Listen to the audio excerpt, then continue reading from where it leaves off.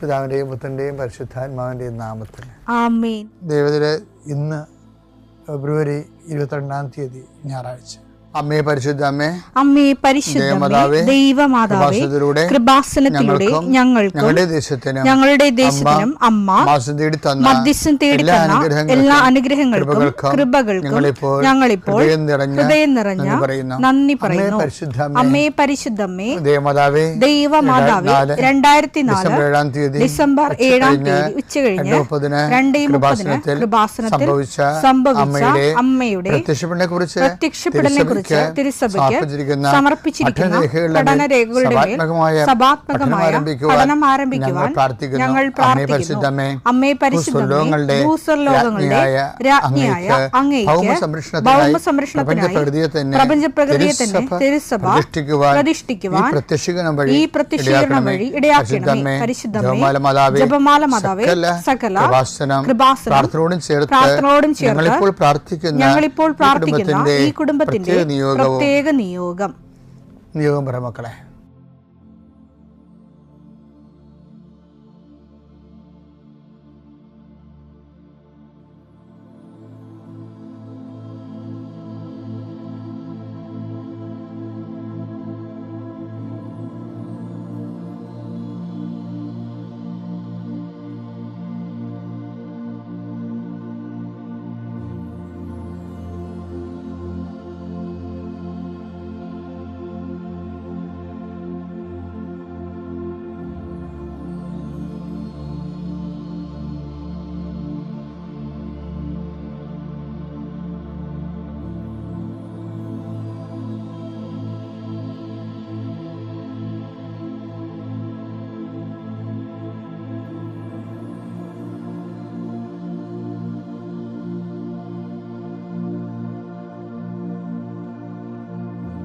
അമ്മയുടെ പ്രത്യക്ഷീകരണത്തിന്റെ ഈ അനുഗ്രഹവേളയിൽ ഞങ്ങൾക്ക് സാധിച്ചു തരുവാൻ കനിയണമേ.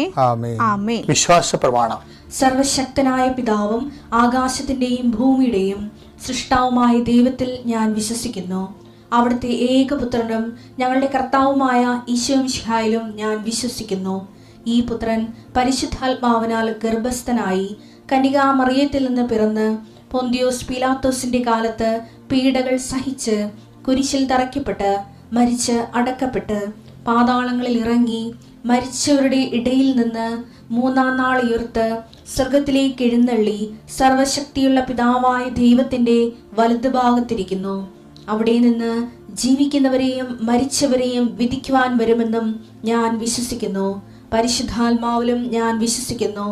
വിശുദ്ധ കത്തോലിക്കാ സഭയിലും പുണ്യവാന്മാരുടെ ഐക്യത്തിലും പാപങ്ങളുടെ മോചനത്തിലും ശരീരത്തിന്റെ ഉയർപ്പിലും നിത്യമായ ജീവിതത്തിലും ഞാൻ വിശ്വസിക്കുന്നു. ആമേൻ. സ്വർഗ്ഗസ്ഥനായ ഞങ്ങളുടെ പിതാവേ, അങ്ങയുടെ നാമം പൂജിതമാകണമേ. അങ്ങയുടെ രാജ്യം വരണമേ. അങ്ങയുടെ തിരുമനസ് സ്വർഗത്തിലെ പോലെ ഭൂമിയിലും ആകണമേ. അന്നു വേണ്ടുന്ന ആഹാരം ഇന്ന് ഞങ്ങൾക്ക് തരണമേ. ഞങ്ങളോട് തെറ്റ് ചെയ്യുന്നവരോട് ഞങ്ങൾ ക്ഷമിക്കുന്നത് പോലെ ഞങ്ങളുടെ തെറ്റുകൾ ഞങ്ങളോടും ക്ഷമിക്കണമേ. ഞങ്ങളെ പ്രലോഭനത്തിൽ ഉൾപ്പെടുത്തരുതേ, തിന്മയിൽ ഞങ്ങൾ രക്ഷിക്കണമേ. ആമേൻ. നന്മ നിറഞ്ഞ മറിയമേ, സ്വസ്തി.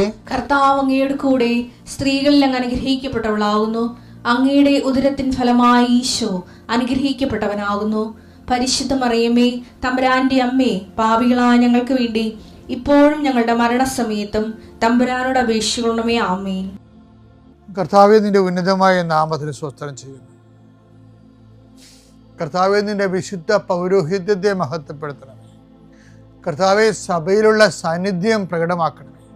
40 വർഷം ഞാൻ അർപ്പിച്ച കുർബാനയുടെ യോഗ്യതയെ കൃപാസാൽത്താറെ ജീവനോടെ പ്രത്യക്ഷപ്പെട്ട പരിശുദ്ധ അമ്മയുടെ മാധ്യസ്ഥത്തിൽ ഞാൻ അങ്ങയുടെ മക്കൾക്ക് വേണ്ടി പ്രാർത്ഥിക്കുന്ന കർത്താവേ, ലോകം മുഴുവനും ഉണർന്നിരിക്കുന്ന സമയത്ത് ഈ പ്രാർത്ഥനയിൽ പങ്കെടുക്കുന്ന ഓരോ മക്കള്, ഇന്ന് കടന്നു പോകുന്ന ഓരോ വഴികള്, ഓരോ ഉദ്യമങ്ങൾ, ഓരോ ജീവിത ലക്ഷ്യങ്ങൾ, അമ്മേ പരിശുദ്ധമേ, ദേവമാതാവേ, കൃപാസനത്താറെ ജീവനോടെ പ്രത്യക്ഷപ്പെട്ട അമ്മയുടെ സാന്നിധ്യം, സഞ്ചാരി മാതാവേ, സമയത്തിൻ്റെ അധികാരി, ഈ മക്കളുടെ കൂടെ പോകണമേ എന്ന് പ്രാർത്ഥിക്കുന്നു.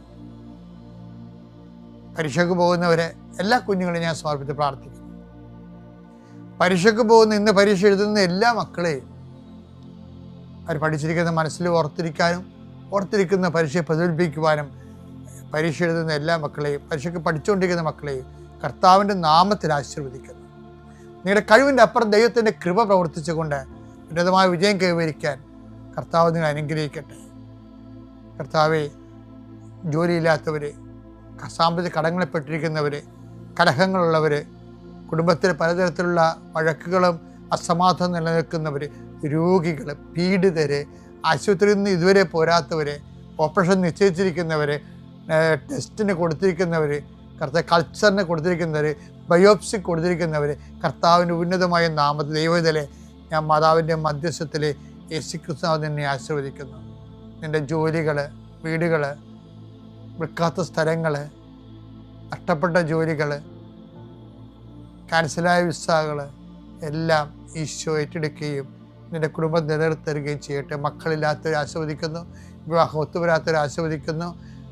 റബ്ബറിൽ നിന്നും, കേര കർഷകരിൽ നിന്നും, തൊഴിലാളികളിൽ നിന്നും തൊഴിൽ നഷ്ടപ്പെട്ടവരെയും വരുമാനം കുറഞ്ഞു പോയവരെയും കർത്താവിൻ്റെ നാമത്തെ ആശീർവദിക്കുന്നു. എൻ്റെ കർത്താവിൻ്റെതുമായ നാമത്തിൽ, സഭയുടെ അധികാരത്തിൽ, കുരിശിൻ്റെ അടയാളത്തിൽ, ദൈവശക്തിയാൽ ഞാൻ നിന്നെ ആശീർവദിക്കുന്നു. എൻ്റെ പ്രിയപ്പെട്ടവരെ, നമ്മൾ ഈ ദിവസങ്ങളിലെ ജനങ്ങളുടെ ക്രിസ്തു ആരാണെന്നുള്ളതിൻ്റെ ചോദ്യങ്ങൾക്ക് ഉത്തരം പറഞ്ഞുകൊണ്ടിരിക്കുകയായിരുന്നു അല്ലേ? ആദ്യം നമ്മൾ ചോദിച്ചത് ഇവൻ ആരാണ്, കാറ്റും കടലും പോലും ഇവരെ അനുസരിക്കുന്നില്ല. അപ്പം ഇരുട്ട് കടലിലേക്ക് തള്ളിവിടുന്നതിനെക്കുറിച്ച് നമ്മൾ പറഞ്ഞു. പിന്നെ പറഞ്ഞത് കർത്താവ് തന്നെ ചോദിക്കുന്നു, ഞാൻ ആരാണെന്നാണ് ജനങ്ങൾ പറയുന്നത്. പിന്നെ പറഞ്ഞത് ഞാൻ ആരാണെന്നാണ് നിങ്ങൾ പറയുന്നത്. അപ്പം അത് ദൈവത്തിൻ്റെ ആദ്യ അനുഗ്രഹം, പിന്നെ അഭിഷേകം, പിന്നെ അധികാരമായിട്ട് ആത്മീയ വളർച്ച പൂർണ്ണമാക്കുന്നത് നമ്മൾ കണ്ട്. ഇപ്പം നമ്മൾ ചോദിക്കുന്നത് ഇതിനെല്ലാത്തിൻ്റെ ഒരു താക്കോലുണ്ട്. ഈ പടിപടിയായിട്ട് വളരുന്നുണ്ടല്ലോ, ക്രിസ്തുവിൽ വളരുന്നുണ്ടല്ലോ. ഈ ക്രിസ്തുവിൽ വളരുന്നതിനൊരു മാനദണ്ഡമുണ്ട്. എല്ലാത്തിനും ഈ അധികാരം കൈമാറ്റത്തിന് അറിവ് മാത്രം പോരാ. സെമയോൻ എന്ന് വിളിച്ചിട്ട് പറയും, മാംസരക്തങ്ങളല്ല, എൻ്റെ സ്വർഗസ്ഥനായ പിതാവാണ് നിനക്ക് ഇത് വെളിപ്പെടുത്തിയെന്ന് പറഞ്ഞിട്ട് അവിടെ സ്വർഗരാജ്യ താക്കോൽ നിനക്ക് തരുമെന്ന് പറയും. 16:19 സ്വർഗരാജ്യത്തിന്റെ താക്കോലുകൾ നിനക്ക് ഞാൻ തരും. നീ ഭൂമിയിൽ കെട്ടുന്നതെല്ലാം സ്വർഗത്തിലും കെട്ടപ്പെട്ടിരിക്കും. അതാണ് വിഷയം. അവിടെ ഈ സെമയോൻ മാംസരക്തങ്ങളല്ല, എൻ്റെ സ്വർഗസ്ഥനായ പിതാവാണ് നിനക്കിത് വെളിപ്പെടുത്തിയതെന്നാണ്. അപ്പോൾ ആ വെളിപാട് വചനത്തിൽ അവൻ്റെ ക്രിസ്തുവിനെ കുറിച്ചൊരു അറിവ് കിട്ടുമ്പോൾ ഈശോ കൊടുക്കുന്ന ഒരു ഓഫറുണ്ട്. എന്താണ്? ആ സ്വർഗരാജ്യത്തിൻ്റെ താക്കോലുകൾ ഞാൻ നിനക്ക് തരും. അപ്പോൾ കൊടുത്തിട്ടില്ല, തരുമെന്നൊരു ഓഫർ കൊടുത്തിട്ടേ ഉള്ളൂ. അറിവിന് അങ്ങനെ ഒരു പ്രശ്നങ്ങളുണ്ട്. പക്ഷെ കൈ കിട്ടും, കോൺക്രീറ്റ് ആയിട്ട്, ടഞ്ചിബിളായിട്ട്, വൈറ്റ് ആൻഡ് ബ്ലാക്ക് ആയിട്ട്, ക്യാഷ് ആൻഡ് കൈൻഡ് ആയിട്ട് കൈ കിട്ടണമെന്നുണ്ടെങ്കിൽ 10 ദിവസം വേറെ പല കടമ്പകളും കടക്കണം. അതിലൊരു ഏറ്റവും വലിയ കടമ്പ എന്താണ്? ശിമയോൻ, നീ ഇവരെക്കാൾ അധികമായി എന്നെ സ്നേഹിക്കുന്നുവോ? യോഹന്നാൻ 21:15. അവരുടെ പ്രാതൽ കഴിഞ്ഞപ്പോൾ യേശു ശിമയോൻ പത്രോസിനോട് ചോദിച്ചു, യോഹന്നാന്റെ പുത്രനായ ശിമയോനെ, നീ ഇവരെക്കാൾ അധികമായി എന്നെ സ്നേഹിക്കുന്നുവോ? കണ്ട, അതാണ് വിഷയം.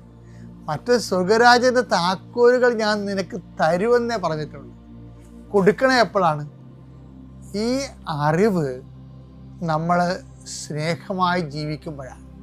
കർത്താവിന് നീ ഇവരെക്കാൾ അധികമായി എന്നെ സ്നേഹിക്കുന്നുവോ? അപ്പോൾ ഇതിൻ്റെ അകത്ത് കുറേ രഹസ്യ കച്ചവടങ്ങൾ നടന്നിട്ടുണ്ട്. കുറേ രഹസ്യ കച്ചവടങ്ങൾ എന്ന് വെച്ചാൽ ഈ അണ്ടർഗ്രൗണ്ട് കേബിളെന്ന് പറഞ്ഞ പോലെ കർത്താവും പത്രോസും തമ്മിൽ അണ്ടർഗ്രൗണ്ട് കേബിളുണ്ട്. ഈ പുറമേ നടക്കുന്ന കക്ഷികൾക്കൊന്നും മനസ്സിലാകത്തില്ല.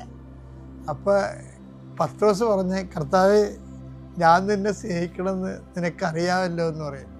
അപ്പോൾ കർത്താവ് പറയും, നീ എൻ്റെ കുഞ്ഞാടുകളെ മേയ്ക്കുക. അവൻ പറഞ്ഞു ഉവ്വ് കർത്താവേ, ഞാൻ നിന്നെ സ്നേഹിക്കുന്നുവെന്ന് നീ അറിയുന്നുവല്ലോ. യേശു അവനോട് പറഞ്ഞു, എന്റെ ആടുകളെ മേയ്ക്കുക. കമാൻഡ് ചെയ്യണം. പണ്ട് സ്വർഗ്ഗരാജ്യത്തിന് താക്കോൽ തരുമെന്ന് പറഞ്ഞിട്ടില്ലേ? അപ്പൊ അധികാരം കൊടുക്കണം സഭയുടെ പേര്. ഇപ്പോഴാണ് കൊടുക്കണത്. കാര്യം മറ്റേ അറിവൊക്കെ കുഴപ്പമില്ല, പക്ഷേ അറിവല്ല പ്രാധാന്യം. എന്താണ്? സ്നേഹമാണ് പ്രാധാന്യം. അറിവിന് ഒരു പകുതി 50%, പക്ഷെ 50% ഇരിക്കുന്നത് സ്നേഹത്തിലാണ്. നീ എൻ്റെ ആടുകളെ മേയ്ക്കുക. വീണ്ടും പത്രോസിനോട് സെയിം ക്വസ്റ്റ്യൻ ചോദിക്കും. യോഹന്നാന്റെ പുത്രനായ ശിമയോനെ, നീ എന്നെ സ്നേഹിക്കുന്നുവോ? അവൻ പറഞ്ഞു, ഉവ്വ് കർത്താവേ, ഞാൻ നിന്നെ സ്നേഹിക്കുന്നുവെന്ന് നീ അറിയുന്നുവല്ലോ.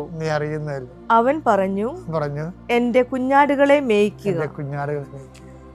അവസാനം സഭയുടെ ഘട്ടം ഘട്ടമായിട്ടുള്ള അധികാരങ്ങൾ ഏൽപ്പിക്കുക. പക്ഷെ ഇനി ഈ തുറുപ്പ്, പത്രോസിന്റെ ഒരു തുറുപ്പുണ്ട്. ആ തുറുപ്പ് കാണിക്കാൻ കർത്താവ് പറയും. അത് ആർക്ക് വേണ്ടിയാണെന്നറിയാവോ? ഈ കൂടെ നിൽക്കുന്ന അണ്ണന്മാർക്ക് വേണ്ടി. പണ്ട് തന്നെ ഇവർ പ്രശ്നക്കാരാണ്. ഇവര് താബോർമലയിൽ കർത്താവ് പത്രോസിനെയും യോഹന്നാനെയും യാക്കോബിനെയും കൊണ്ട് പോയപ്പോൾ തന്നെ പിറുപിറുപ്പ്, താഴെ അന്ത്രയോസ് ഉൾപ്പെടെ പിറുപിറുത്ത പാർട്ടിയാണ്. അങ്ങനെയാണ് ആ അപസ്മാര രോഗിയൊക്കെ വന്നിട്ട്, അത് നമുക്കൊരു ദിവസം കാണാം അതിനെക്കുറിച്ച്. ഞാൻ നേരത്തെ പറഞ്ഞിട്ടുണ്ട്. അപ്പോൾ അവിടെ നിൽക്കട്ടെ.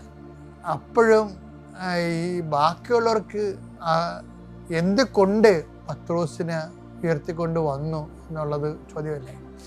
അപ്പൊ മൂന്നാമത്തെ ചോദ്യം ചോദിക്കും. മൂന്നാം പ്രാവശ്യം യോഹന്നാന്റെ പുത്രനായ ശിമയോനെ, നീ എന്നെ സ്നേഹിക്കുന്നുവോ?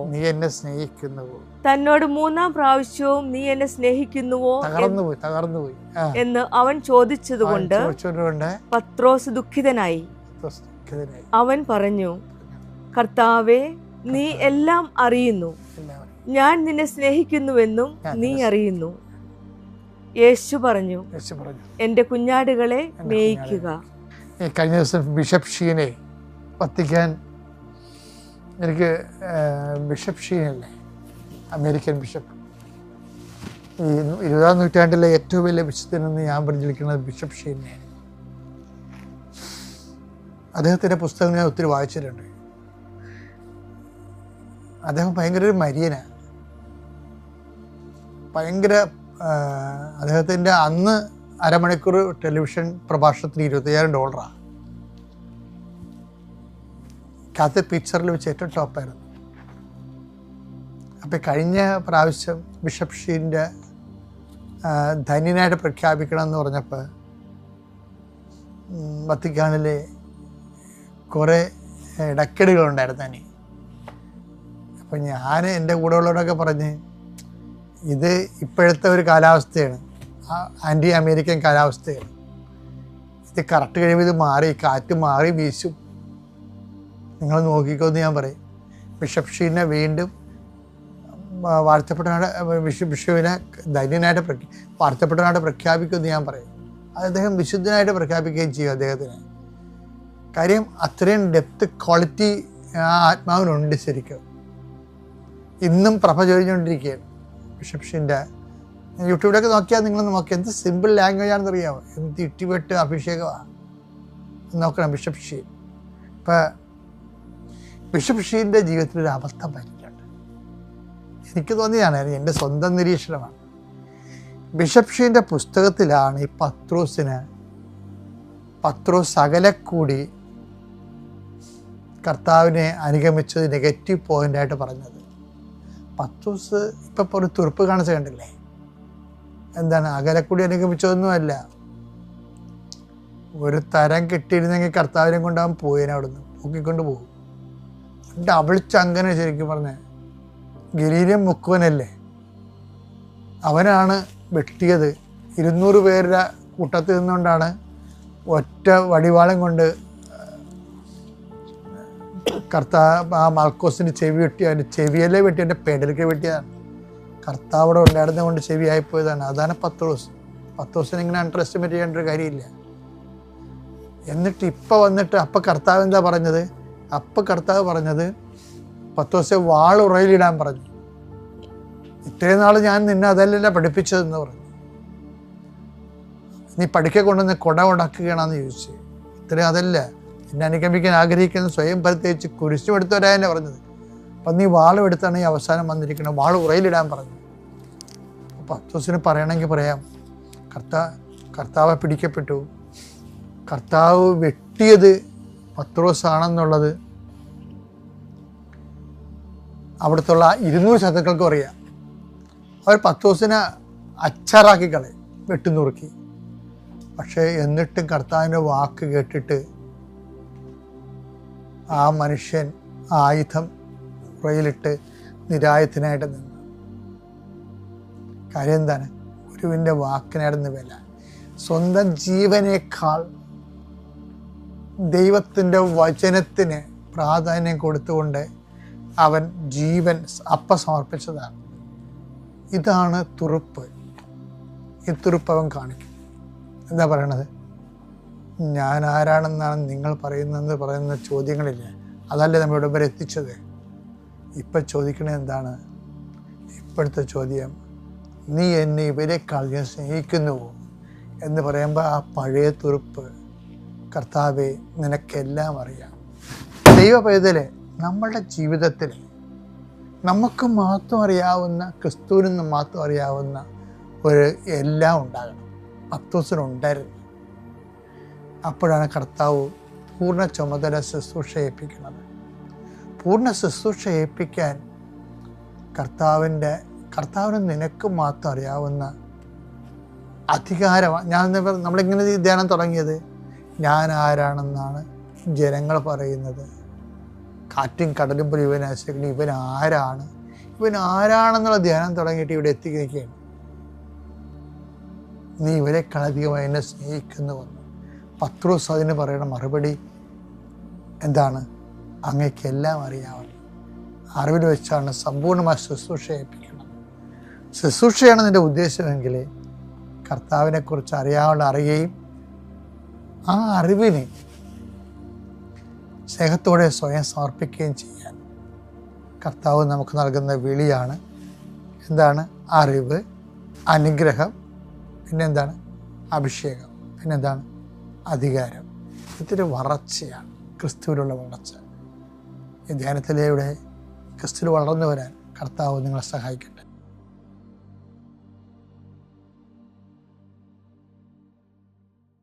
അത്യപൂർവ ദൈവാനുഭവങ്ങൾ ഇനി നിങ്ങൾക്കും സ്വന്തം.